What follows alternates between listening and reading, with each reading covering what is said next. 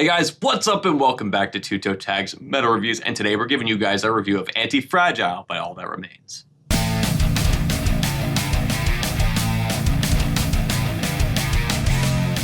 So we have listened to this album non-stop for an entire week, and I'm going to open the floor and basically regurgitate the first thing I said last time, is that Divine is an amazing way to open this album. I think just the way that it just explodes and you get the energy immediately, I think it's just such a great way to do that. I still enjoyed the song as much as I did last week, as much as I did after it was released as a single. I think it's just such a great way to start it, because every time I would start it again, I'd be like, what? You know? Whoa. Just like you get sucked back into the vortex, and I thought that was really, really cool. Yeah. But I noticed some interesting stuff on the tracks of this album, and here's the first note that I made, the first small little thing I noticed. I don't know if you saw this. In the second verse of No Tomorrow, when Phil says the time has broke through the glass, you can very faintly hear the sound of glass breaking in the background.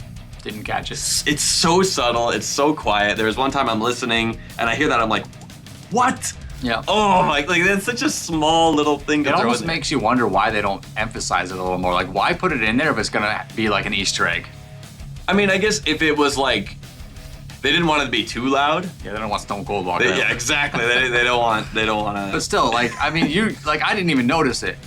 And I listened to this album a whole bunch through the week. So for it to be that subtle, I feel like is a waste. Yeah, so like, at least boost it up a little bit more. Yeah. Maybe, I don't know. Or maybe they like the subtlety and they want it to be an Easter egg so people can find it if they're looking hard enough. Exactly. That's possible too. I think that's a big thing a lot of bands like to do. They like to hide enough in their albums that give it more replayability, right? Yeah. And sometimes it's also subconscious listening as well. You don't always have to consciously hear things for it to be effective. You can hear it in the background. I heard it in the background a million times, obviously. Exactly. It was still playing to my ear. I just didn't acknowledge it. So maybe you did hear it and didn't kind of It's just... effective in that way as well. Exactly. So I'm going to comment on something that was mentioned last week as well. Actually, I'll ask you, because I think you also had an issue with this. Thoughts on the chorus for Kerosene?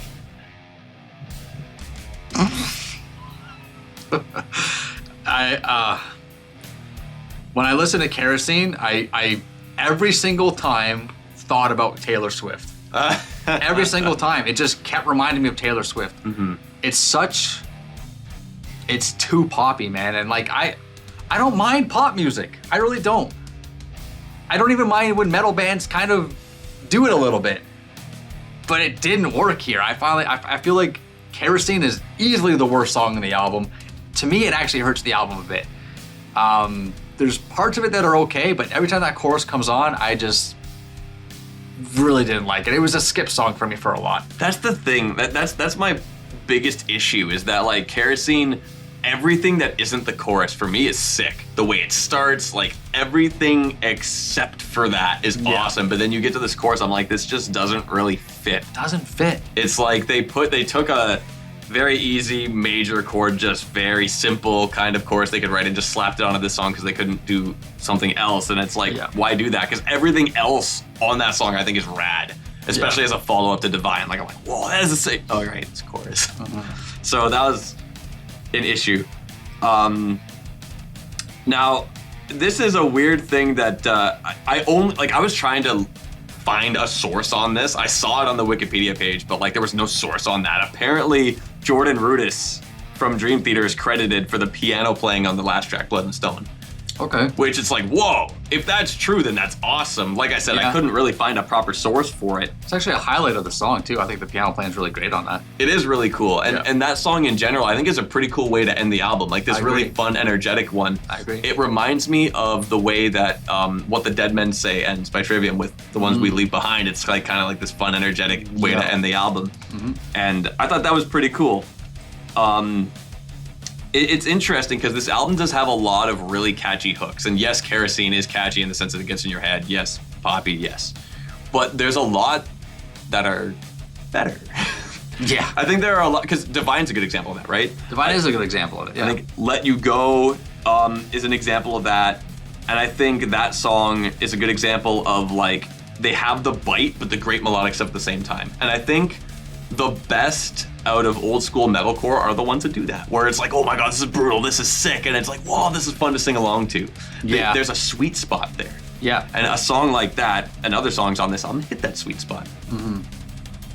Now, there were two songs in particular that really, really stood out like the strongest for me. Well, there's a few, but there's two in particular that were not singles that stood out really strong. One of them is the title track, and I did mention that last week. Yeah. It's craziness the entire time. The growl he does after that second chorus, awesome. And then there's this blech before the guitar lead starts in the bridge. Super duper sick. And every time I heard that song, it's just craziness. And I think the guitar works amazing. I think Jason Richardson is a good pick to, you know, fill the shoes of Ollie.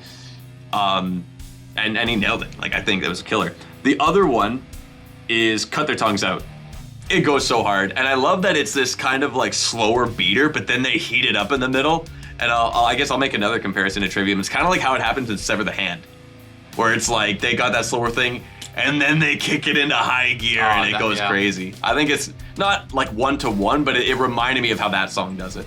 I feel like Cut Their Tongues Out it stood out on this album because it had a bit of gentiness too. I can't remember if I mentioned that in the first impressions, but there was like some gentiness aspect to it, which I felt like was a bit of a standout thing on that song too.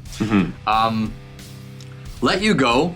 That was the single we reacted to, one of them, right? Yeah, that was the one where we immediately commented like, oh, it sounds like David Draymond. It sounds like, if you told me this was David Draymond, I'd believe it. He sounds so much like David Draymond. He does. It reminded me of that song off Invincible Shield where it sounds like Ozzy singing on the Judas Priest album. It was so uncanny. I was like, that's gotta be Ozzy, but it's not. This gotta be David Draymond, but it's not. It's crazy. And it's also really weird that it's the only song where he really sounds like that. I think there's another one where he does that kind of thing, but it's not the same. It's not the same. Yeah, this is like a 10 out of 10 impression on that song. The other one's like a 7.5 out of 10. It's close, but not there. But I couldn't believe it. Every time I was like, holy shit, man. Like, I even Googled it. Like, is he guessing on this and then uncredited or something? No. And I couldn't find anything. Plus, we did watch the video and it was like live footage video and he's just there singing. So, weird. I think that's just a good testament to Phil's performance on this record. Yeah, he killed it. Yeah. So yeah, you were right about Divine being a great album opener, how it kind of just opens up, floodgates open, bam, here we go, bam, good, bam, bam, bam, bam. Bam! Right out of the gate. Has a nice hook, catchy. It has some of those old school riffs, which is something that I was really looking for on this album, those old school riffs. It has some of those, but they kind of take a backseat to the clean singing a lot of the ways. I feel like the clean singing really was meant to be the forefront of this album and kind of, trying to kind of make it more accessible, I felt like. I feel like they did a good job in that, though. I feel like they did do a good job, but it also depends on what you're looking for when you're listening to a band like All That Remains. If you're a new listener, it's probably great. If you're an old listener, maybe it's not so great, right? So there's different qualities that people might find in that type of songwriting and performance. So, I don't know. I thought songs like No Tomorrow, The Piper, AntiFragile, all those songs were also great, catchy, had little elements here and there that were standout. But I feel like they still kind of did that very melodic kind of play it safe kind of choruses and that kind of thing. Forever Cold, Poison It, Let You Go, and Cut Their Tongues Out. That's tracks 6 through 9. These songs, fine. Maybe one or two things I liked about them, but they kind of just that section of the album just fell flat for me. And that's a pretty big chunk of the album. You're talking about like basically the second half. Third of the album, like almost like Blood and Stone's the last song after that, and I like that song. So that kind of redeems the end of the album. But other than that, that second half is kind of just felt weak to me. And I'm not exactly sure why. I mean, the song that sounds like Disturbed, Let You Go, not a bad song, but I mean, I felt like there was nothing great about it. Cut Out Their Tongues, I mentioned there's some gentiness stuff in there. I thought that was cool. Poison It had a riff that reminded me of The Weak Willed from The Fall of Ideals, which to me that's pinnacle All That Remains, by the way. And I think a lot of people would agree, but that's speaking of that, when I'm listening to this, any All That Remains, I'm looking for the kind of riffs that they did on The Fall of Ideals. Riffs from songs like Become the Catalyst or Empty Inside or Whispers.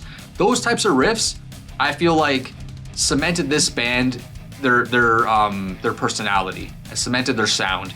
I feel like they were either missing on this album or they took a backseat to the vocals, like I said. the best way for me to describe it is I think The Fall of Ideals was full of bangers. This album's full of hits. And I feel like that's Interesting way to something that they attempted to do and they meant to do it because that's what bands do, man. They get popular, they get famous, they grow, they evolve. And then a lot of times it turns into the situation where they're just making as many radio-friendly songs as possible. Every single one of these songs could be a radio song, I found. With the exception of maybe the title track. I think the title track is probably the heaviest song overall. And I think the best part of the whole album is the last half of that song. Yeah. From the growl onwards is the best part of this whole album. And I think you made a comment before where it kind of reminded you of Trivium. Yeah. I agree. That whole section is awesome. And it reminded me of Trivium. It sounds like Trivium playing. Yeah. It's maybe unfair to make all these comparisons to different bands and things like that, but hey, that's what you hear when you're listening to it. That's what you hear. I was getting a lot of that band out of this album. Yeah. Like even the drumming style, it reminded me a lot of how Alex Bent would tackle some of these things. The way that this guy's playing, it's just Alex Bent has a lot of the Latin influence. This guy doesn't use that, but like a lot of how these grooves are approached when this drummer puts in a lot of the double kick sections. Like a lot of it was reminding me of how Alex Bent would probably do it. Exactly. I agree. With that said, I think I'm ready to rate it. Yeah, I just want to mention one tiny extra thing. It's just a small thing. I mentioned last week about the key change and Let You Go, and I thought it was cool. I realized it didn't actually happen when I thought it happened. I thought it was when he came back in with the last chorus. It actually happens at the start of the guitar solo. It's like That's as soon as that guitar solo starts, that's when the key change happens, and you kind of realize when he starts singing again, like, oh, we're in this new key. 9 times out of 10, it'll be when the chorus hits. Exactly. So that's a such unique a cool change. thing. Yeah. Okay, so now let's rate it. I just wanted to mention that because I said that last week. I wanted to correct myself because I noticed that throughout the week. Okay.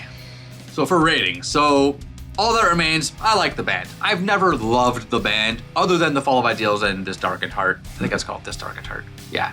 Both those albums I think are fantastic. Everything else this band has done, I've generally enjoyed. This album for me has a lot of highs and lows. And by lows, I just mean stuff that wasn't hitting for me or stuff that I feel like they're trying too hard to be something that I don't really attach to. With all that said, few strong songs, few weak songs. My score landed at an even 5. All right. Well, this is the second time that we've reviewed this band on the channel.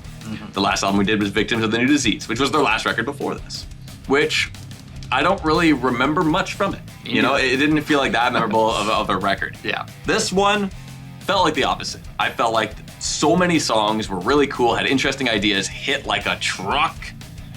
So many anthemic choruses that felt fun to sing along to that didn't really feel forced, with the exception of Kerosene. That's the only one I didn't really like. But otherwise, this album was just, I was loving it consistently throughout the week. It's gonna get my toe tag. Wow. So a toe tag from me and a 5 from Vile Self. Sorry. And those are our ratings. That's it. For AntiFragile. Anyway, guys, that's all we got for you today. Remember to like this video if you liked it. Tell us in the comments below, what do you think of this album compared to the rest of All That Remains discography? You know, where we know your favorite is most likely The Fall of Ideals or something around that time. Probably. How does this stack up? Where does it rank? Where does it rank?